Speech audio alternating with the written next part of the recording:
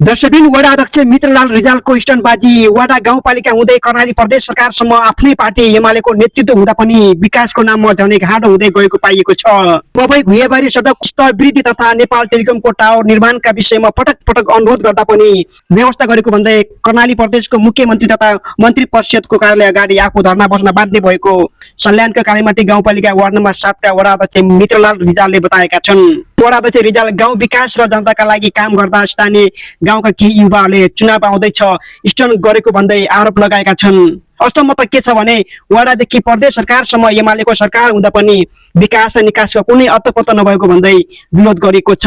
थपमा युवाहरू भन्छन् आफ्नै पार्टीका नेता मन्त्रीले नपत्याउँदा अहिले यो अवस्था आएको अथवा गाँडो लागिरहेको बताएका छन्। हजुर दर्शकबिन वडा अध्यक्ष रिजालले आफू धर्ना बसेर उठाएका तीनवटै मागहरू सडक बत्ती र सञ्चार 21औं शताब्दीमा मानिसका न्यूनतम र आधारभूत आवश्यकता हुन् भन्दै धेरै जनताहरूले समर्थन गरेका छन्। हजुर यो विषयमा तपाईहरु के भन्नुहुन्छ आफ्नो भनाइ जस्ताको त्यस्तै कमेन्ट गर्नुस्।